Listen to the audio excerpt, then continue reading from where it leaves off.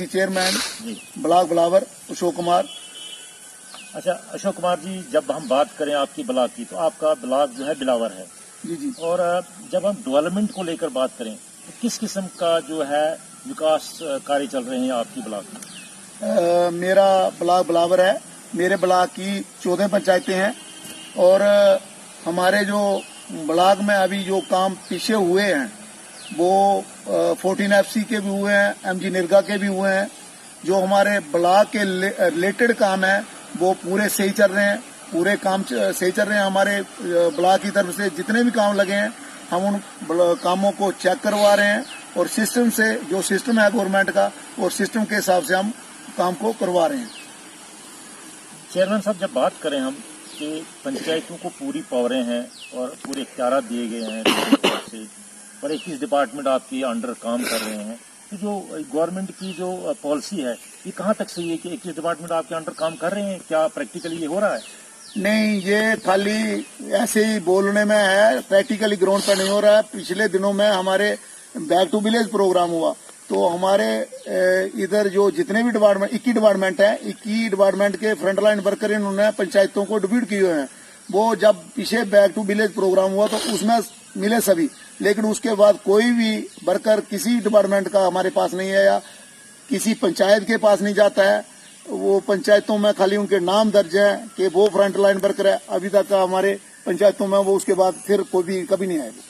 इसी सिलसिले में हम आपके पास आए हैं कि हर पंचायत में ये कंप्लेन है कि सरपंच जो हैं उनका मानना यह है कि जो 21 डिपार्टमेंट में 2 या 3 डिपार्टमेंट आते हैं और वो भी लोकल कर्मचारी आते हैं जो वहाँ उनके रोज होते हैं और उनके पास रोज में उठना बैठना होता है। तहसील लेवल का कोई कर्मचारी नहीं आता है, डिस्ट्रिक्ट लेवल का कोई नहीं आता है, ब्लॉक लेवल का कोई नहीं आता है। तो उनका मानना यह है कि जब लोकल कर्मचारी आते हैं तो वो जो बाहर के हैं वो नहीं आते हमारी समस्या सुनने के लिए। तो उनकी अपील है आपसे गुजारिश है ब्लॉक चेयरमैन से कि वो हमारे जो 21 डिपार्टमेंट उससे कम 20 या 15 आने चाहिए। इस पर क्या आप जोर देंगे गवर्नमेंट को? हम तो पहले ये गवर्नमेंट को कहना चाहते हैं कि हमारे पंचायतों को पंचायत एक्ट में ये मेंशन किए हुए हैं कि डिपार्टमेंट, तो लोगों को फैसिलिटी तभी प्रोवाइड हो सकती है कि ये 21 डिपार्टमेंट जो हैं ये लोग हमारे पंचायतों के साथ मिलकर काम करें। खाली डेली वेजर भेजने से मसले हल नहीं होते हैं।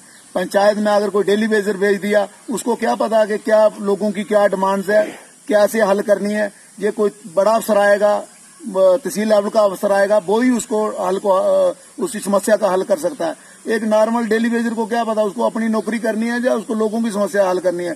ऐसे ही सभी पंचायतों में हो रहा है कि जब कोई अगर सरपंच कोई क्राई करता है तो भेज देते हैं उसको डेली वेजर को 4th क्लास को भेज देते हैं, तो उसमें कोई भी मसला हल नहीं होता, पंचायतों को कोई भी बेनिफिट नहीं होता है। जो भी हमारे पास कंप्लेंट लेके आता है हम उसकी कंप्लेंट सुनते हैं। जब हम फोन करते हैं, अफसर को फोन करते हैं, खाली अफसर सुनते हैं लेकिन ग्राउंड पे प्रैक्टिकली कोई भी काम नहीं होता है। खाली सुनने से काम नहीं चलेगा, प्रैक्टिकली ग्राउंड पे काम होगा तभी हम मानेंगे कि वाकई पंचायतों को फायदा हो रहा है इनका। इन अफसरों का ये जितने भी अफसर हमारे तहसील हेडक्वार्टर हैं या डिस्ट्रिक्ट लेवल के अफसर हैं, ये बात सुन लेते हैं लेकिन ग्राउंड पे काम नहीं होता, काम नहीं होता, ग्राउंड पे काम होता ही नहीं है ग्राउंड पे। तो लोग आपको तंग करते होंगे, कहते हैं कि 4 पंचायतें बनी है, 4 पंचायतें बनी तो आप काम क्यों नहीं करते, आपकी तो परेशानी है। हमने पिछले दिनों अभी तूफान हुआ, बारिश के सब जगह में तूफान हुआ। पहले तो मैं बिजली डिपार्टमेंट की बात बताना चाहता हूँ आपको। हमारी पिछले दिनों में कम से कम 5-6 दिन बिजली बंद रही है हमारी, तो अभी उन्होंने बड़ी मुश्किल से वो स्टैंड किया। काफी जगह हमारे पोल टूटे हुए हैं, इन्होंने खाली टेम्परेरी इसको चालू किया हुआ है। अभी बहुत से पोल हमारे लगने को बाकी हैं जो टूटे हैं, किसी को एंगल डाला हुआ है, किसी को पेड़ से लगाया हुआ है। तो ये बात ऐसे नहीं चलेगी, ये इनका ग्राउंड पे काम होगा तभी ये लाइनें चलेंगी। किसी को शार्ट लग जाए, तारें बिल्कुल नीचे झुकी हुई हैं, पोल इतने लंबे स्पैन है कि तारें हाथ से नीचे से पकड़ सकता है आदमी।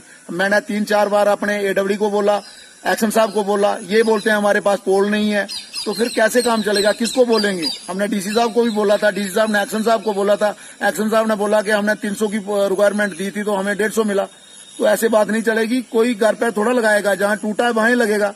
जो घर पे रखने वाली कोई चीज है नहीं है। ये जमीनी सतह पर काम नहीं हो रहा है, बिल्कुल नहीं हो रहा है, बिल्कुल जमीनी सतह पे काम नहीं हो रही है। लोगों को बहुत ज्यादा मुश्किल आ रही है। पंचायतों को पावरें बहुत दी गई हैं। बोलते हैं हमने पंचायतों को पूरे पावरें दी है, लेकिन पंचायतों को खाली पावरें दी गई हैं, सुनाई पंचायतों को ही नहीं है। कम से कम सुनना चाहिए। जो काम पंचायत अगर सरपंच कोई किसी के पास जाता है तो किसी लोगों की समस्या लेके जाता है तो उसका हल निकालना डिपार्टमेंट का काम है। डिपार्टमेंट खाली टाल के भेज दे तो क्या फायदा उसका, पंचायत बनाने का क्या फायदा। तो जैसे पहले था चलता था ऐसे चलने देना था। अभी पंचायतें बनाई है, पंचायतों को फायदा होना चाहिए लोगों को। अगर पंचायतें सही तरीके से फंक्शन करें तो ये जितना भी केस हैं ये थाना तहसीलों में ये कम हो जाएंगे, पंचायतों में हल हो जाएंगे अगर ये लोग सुने तो। लेकिन ये हमारे पंचायतों की सरपंचों की ये मैक्सिमम कंप्लेन है कि हम जहां जाते हैं जिसको फोन करते हैं हमारा फोन नहीं उठाता है, तो फिर हमें फोन करते हैं बीडीसी चेयरमैन को, हम उनको फोन करते हैं तो वो कहते हैं कि ये नहीं हम कर देंगे, खाली मान लेते हैं लेकिन ग्राउंड पे उसका कोई भी अमल नहीं होता। बिलावर ब्लॉक में पानी और बिजली की भी बिजली का आपने बताया, पानी की और रोड की काफी समस्या है। बिलावर ब्लॉक में बहुत सारी जगहों पे है वो रोड टूटे हुए हैं। अभी हमारा ये अपना लोही मलार रोड देख लो, अभी बारिशों में वो पूरा बंद पड़ा है। अब चल रही है गाड़ी, वो चलना और ना चलना बराबरी है। वहाँ पूरा रोड टूटा है, पूरा पानी नालियों में, नाली जो है वो ओवरफ्लो के पूरे रोड में बह रही है, रोड और नाली बराबर हो गई है। जैसे सुकरार रोड देखो, ऊपर देखो सारा रोड खराब है, बीच इंटीरियर में देखो गाँव वाले रोड वो सारे टूटे पड़े हैं। बहुत सारा काम पीडब्ल्यूडी की तरफ से बहुत पीछे पड़ा हुआ है। आपकी नाक की तले एक रोड चल रही है सीआरएफ में, बिलावर फिंतर रोड, डबल जो रोड बन रहा है, डबल लाइन। हाँ, तो इसमें इतना स्लो काम चल रहा है जिसकी कोई हद नहीं है, काफी पैसे इन पर, इस पर आप जोर क्यों नहीं दे रहे हैं ताकि फास्ट काम हो। काफी परेशानी हो रही लोगों को और रोड में इतनी भीड़ है जिसकी कोई हद नहीं है। इसकी वजह क्या है? हालांकि पैसा भी डिपार्टमेंट के पास काफी है। इसके बाद रफीक जी मैं आपको बात बताना चाहता हूँ, गवर्नमेंट ने जो डिसीजन किया हुआ है ये गलत किया हुआ है। एक कंपनी को यहाँ हमारे इधर बैठा दिया आके, एक कंपनी यहाँ काम कर रही है, एक तो उसकी क्वालिटी काम की नहीं है। ये बिल्कुल सही है। बिल्कुल, मैं आप चेक करके देखो। मैं आपके इस चैनल के माध्यम से आपको बताना, गवर्नमेंट को ये बताना चाहता हूँ कि जितना काम हो रहा है गवर्नमेंट इसका चेक करे। इस टेक्निकल जो इंजीनियर है इसके हमें तो कभी रोड पर नहीं दिखा देते हो। ये जो इंजीनियर है इनका काम है इसको चेक करना, क्वालिटी और क्वांटिटी का चेक करना, ये इनका काम है। हम देखते हैं, हम तो डिवीजन कहाँ है आपकी इसकी? हमारा ये डिवीजन है यहाँ बिलावर में है इसका, PMGSY का। बिलावर फिंतर कौन से इसमें आ रहा है डिपार्टमेंट? ये मेरे हिसाब से इसमें ही आ रहा है, PMGSY में आ रहा है ये। अच्छा, PWD में भी आ रहा है, वो हमारे बिलावर में पड़ता है। अच्छा। सब डिवीजन बिलावर है। लेकिन जितना भी है इनका काम है इसको चेक करना। हम देख रहे हैं कहीं वो टेढ़ा जा रहा है, हमारा उनका 60 फुट लेना है। जहाँ देखते हैं कि रोड कहीं किसी की 4 दीवारी आ रही है तो दूसरी जगह खाली है, रोड को उस तरफ घुमा लेते हैं।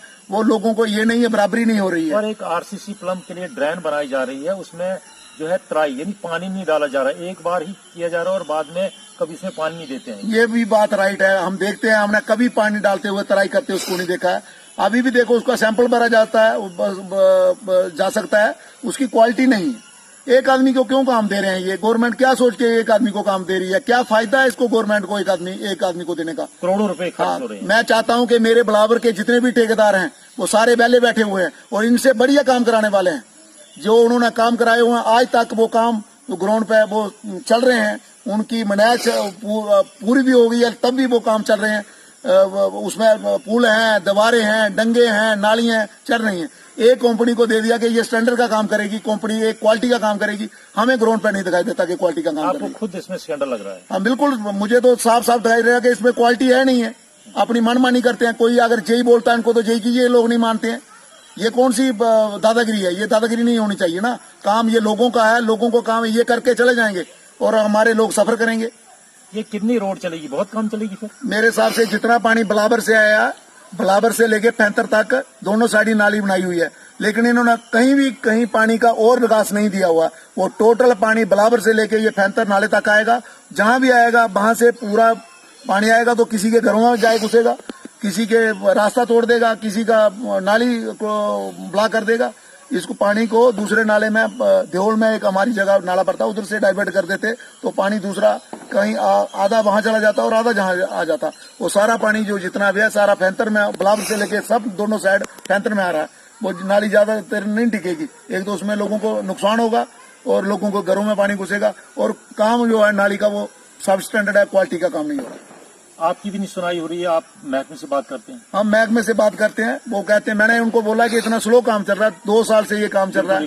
क्यों चल रहा है 2 साल से? क्या इसका पैसा नहीं है? अगर पैसा नहीं है तो उसको बंद कर दो, क्यों लगाया ये काम?